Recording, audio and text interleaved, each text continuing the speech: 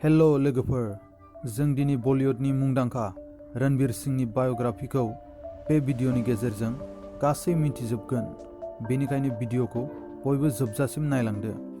आरो भिडिअखौ स्टार्ट खालामनायनि सिगां सोरबाफोर दासिमबो जोंनि चेनेलखौ साबस्क्राइब खालामाखैबा थाबैनो साबस्क्राइब खालामदो, लोगोसे बेल आइकनखौबो क्लिक खालामफादो। जोंनि बेबायदि बायोग्राफि भिडिअखौ गिबिसिन नुनो थाखाय। रणवीरनि स्ट'रिया जागायो जेब्ला बियो 6 जुलाइ 1985 आव मुम्बाइनि नखरसे सिन्धी फेमिलियाव जोनोम जायो। रणवीरनि आबुं मुङा रणवीर सिंह भवनानी आरो बिफानि मुङा जगजीत सिंह आरो बिमानि मुङा अन्जुमोन आरो बिहा रितिका मुंनि सासे बिनानावबो दं। रणवीरनि बिबौ-बिबैया आवगोल पाकिस्ताननि कराचियावसो थायोमोन, उनाव माबा मोनसे जाहोनाव मुम्बाइआव शिफ्ट जायो। बुंनाय बायदिबा रणवीरा उन्दैनिफ्रायनो लाजिनो आरो गिनो रोङामोन। रणवीरा उन्दैनिफ्रायनो एक्टिंआव जोबोद गोसो गुदुंमोन आरो बियो स्कुल आरो बायदि बायदियाव जानाय प्रग्रामाव जोबोद पारफर्मेन्स खालामोमोन आरो गावखौ सानसे एक्टर जागोन सानना लायोमोन। रणवीरनि फरायनाय फारसे नोजोर होयोबा स्कुलखौ बियो गावनि लकेल एरियानिफ्रायनो कमप्लिट खालामो आरो HSखौ HR college of commerce and इक'नमिक्सनिफ्राय कमप्लिट खालामो।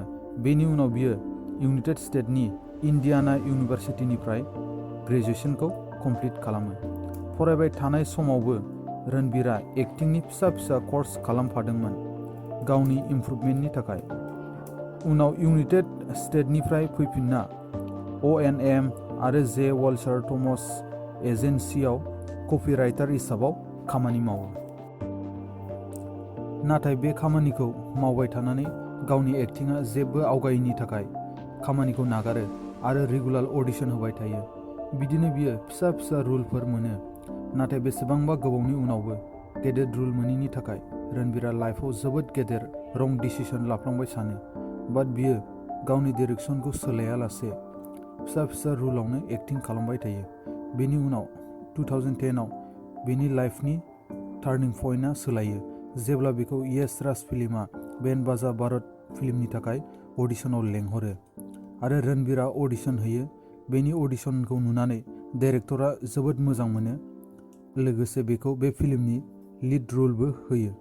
रणवीरा बे बाथ्राखौ मोनथिनाय लोगो लोगो खुसिजोंनो मोदै गयो आरो जेब्ला बेनि फिल्म बेन बाजा भारतआ बक्स अफिसाव रिलिज जायो अब्ला रणवीरनि एक्टिंखौ बयबो जोबोद मोजां मोनो। लोगोसे बेनि बे फिल्मआ 200 मिलियननिबो बांसिन इनकाम खालाम हायो।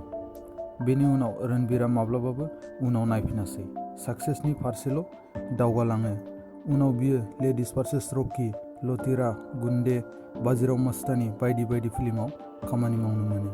दिनै रणवीरा गावनि नाजानाय आरो खस्थ'नि गेजेरजों बलिउडआव सासे साक्सेसफुल एक्टर महरै सिनायजायो आरो गावनि मोजां एक्टिंनि थाखाय बियो बेन बाजा भारत आरो बाजीराव मस्तानी फिल्मनि थाखाय फिल्मफेयार एवार्डबो देरहानो हायो।